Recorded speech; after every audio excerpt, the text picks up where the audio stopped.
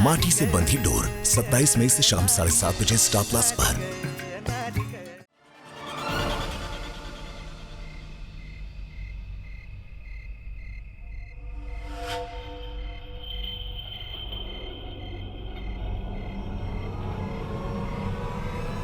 मोहतरमा, पहचाना हमें?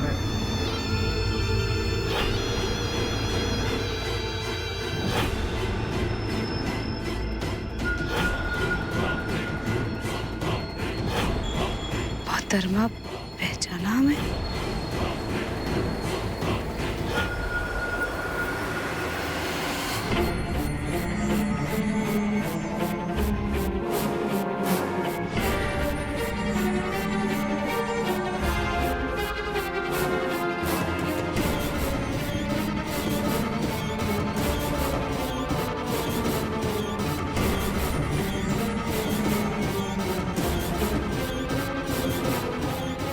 मोहब्बत।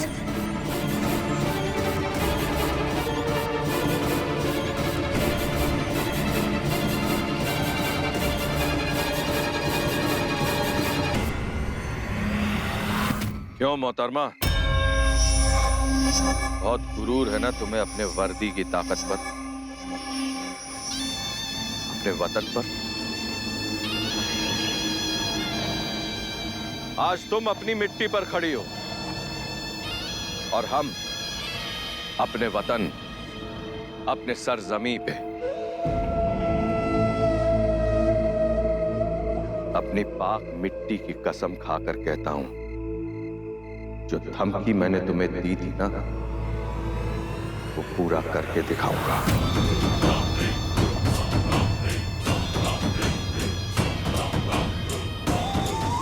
होली आने वाली है ना?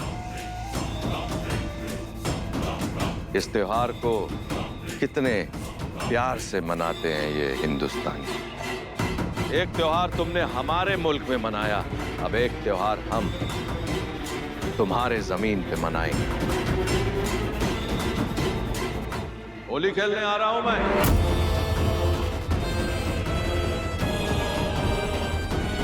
लेकिन खून की। इस होली में बहुत खून बहेगा इन हिंदुस्तानियों का। होलिका दहन नहीं, चिताएं जलेंगी,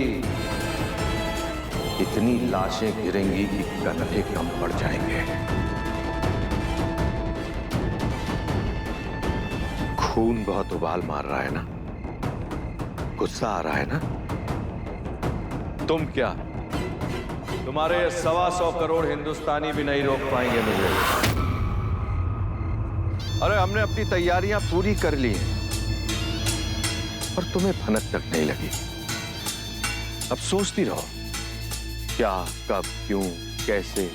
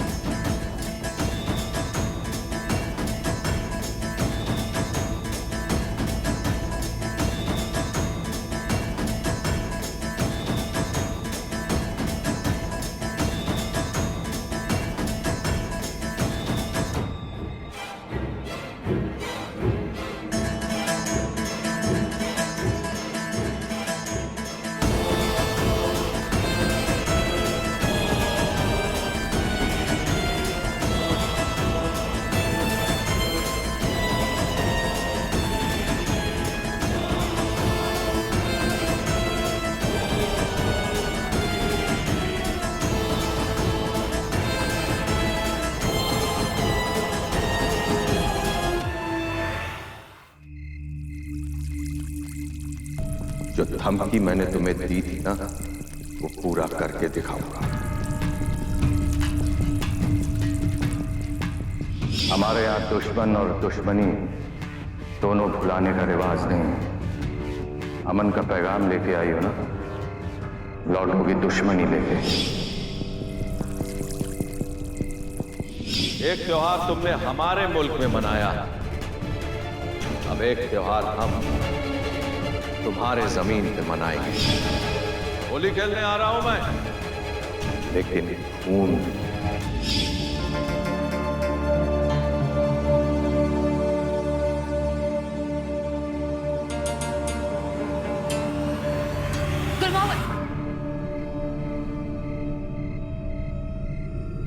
पर ये गुल मोहम्मद तो नाम सुना सुना लागे।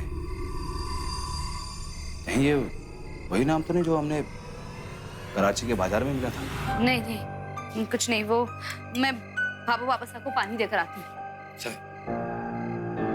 आप कुछ परेशान हैं?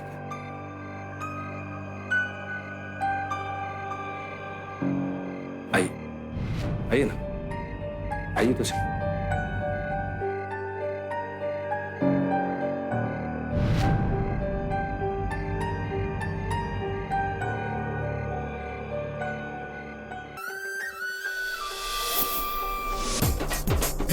सूखी रोटी तेरे हाथों से खाके आया मजा बड़ा। तेरे राणा जी फिर से तुझसे मिलने आ रहे हैं? रिश्ते के लिए हाँ हो जाएगी ना, हर बार की तरह किस्मत धोखा तो नहीं देगी।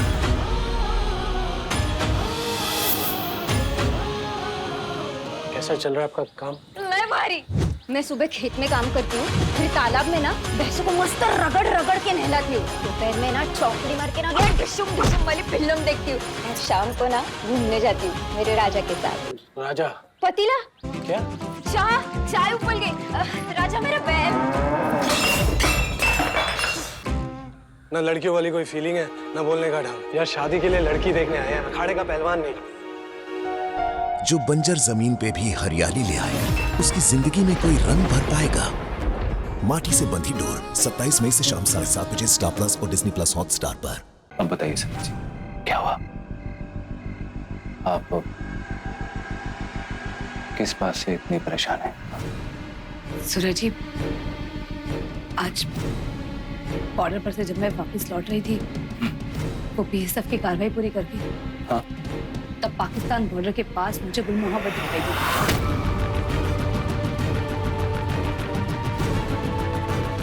गुल मोहम्मद? बॉर्डर पे तो इतना सारा अंधेरा होता है, कहीं आपको कोई गलतफहमी तो नहीं हुई ना? मुझे कोई गलतफहमी नहीं हुई है। मैंने साफ साफ देखा उसे, माथे पर वो काला निशान। उसने बात की है मुझसे, उसकी आवाज को नहीं भूल सकती हूँ मैं। उसकी आवाज पहचानती हूँ मैं सूरज जी, वो गुल मोहम्मद ही था। उसने धमकी दी है मुझे कि इस बार होली पर यहाँ हमारे भारत में चिताएं जलेंगी। वो हमसे हमारे त्योहार पर मातम मनवाएगा।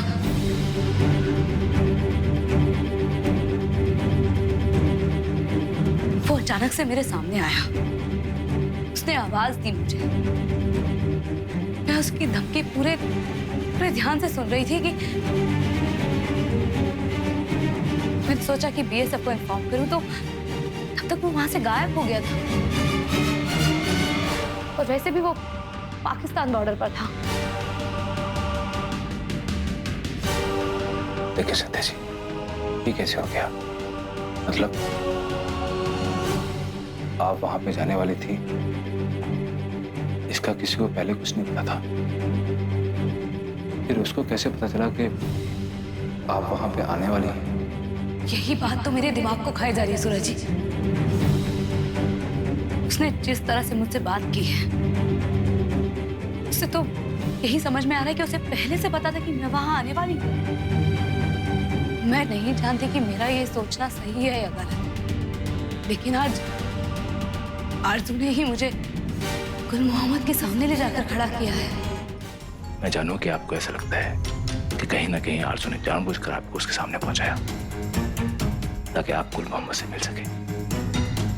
पता नहीं सूरज जी, आज एक बार फिर मेरे पास ऐसा कोई सबूत नहीं है जिससे मैं कड़ी से कड़ी जोड़कर साफ साफ ये तय कर सकूं।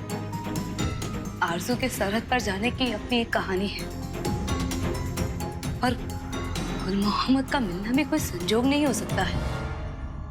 और ये बात भी साफ है कि आज अगर मैं सरहद पर गई तो वो आरज़ू की वजह से ही गई। इन दोनों बातों को एक दूसरे से जोड़ने वाला कोई सबूत नहीं है मेरे पास। अच्छा, मैं वो भाभा और बाबा सा के कमरे में पानी रख के आता हूँ। हाँ, आपको तो पता ही है ना, बाबा सा रात को उठ के पानी पीते हैं।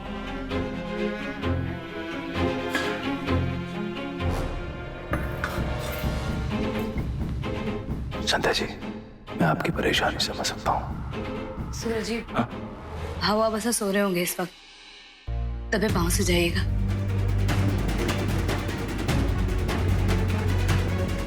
रे हम सब मिलकर के थारे इस पहले होली के त्योहार को ना बड़ी धूमधाम से मनाएंगे। कोई कसर ना छोड़ेंगे। क्यों संध्या बीननी? हाँ। भाभा, मुझे पुष्कर पहुंचते ही एक जरूरी काम से जाना है। मैं सूरज जी के साथ ही घर लौटूंगी। रे मारा राम जी, रे बार तो पुष्कर पहुंची ही को नहीं और थारे को थारे जरूरी काम याद आ गए। अरे संतोष, अरे क्या संतोष संतोष कहो? अगर संध्या बीननी के साथ टाइम बिताना है ना तो पुष्कर से भारी रहना पड़ेगा। भाभा, बहुत जरूरी है। मुंडो मना लटकाए, जाकर आए। रे सूरज जी, तुम दोनों ना जाकर जल्दी से आ जाओ। हाँ। और याद है ना, आज आरजू बीननी की रसोई की पहली रस्म है। जल्दी आ जाए। भाई जी, जरा आगे ना वो इधर इधर रख लेना बस। हाँ। आइए।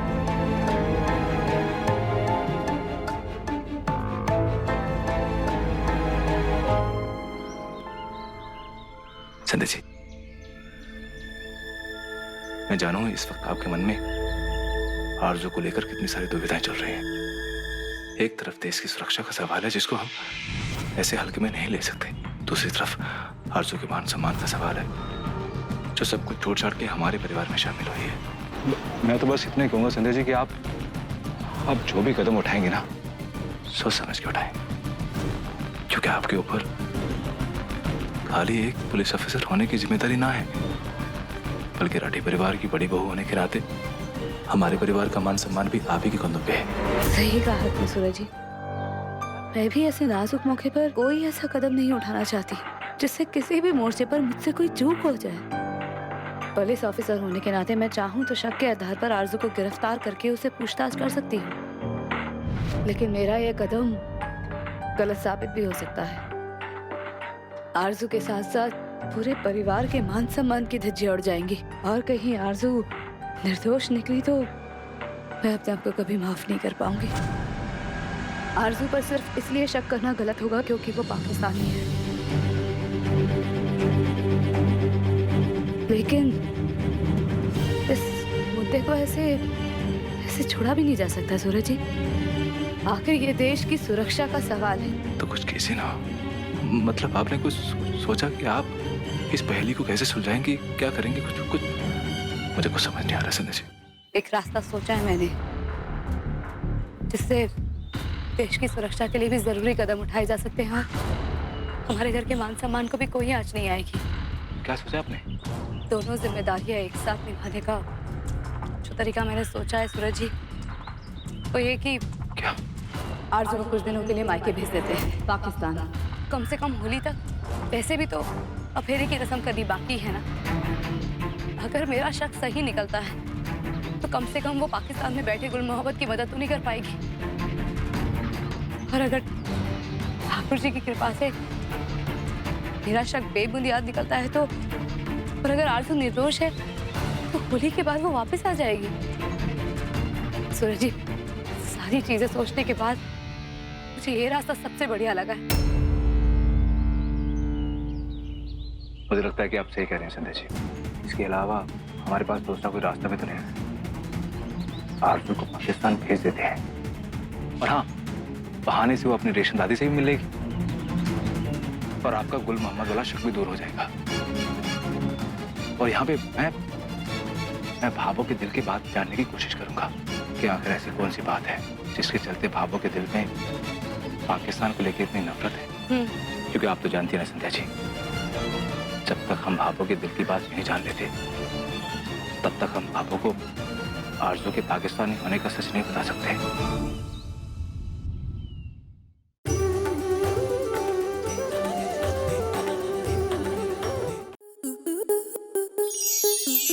प्लस के ऐसे ही और बेहतरीन लम्हे देखने के लिए सब्सक्राइब करें हमारे YouTube चैनल को।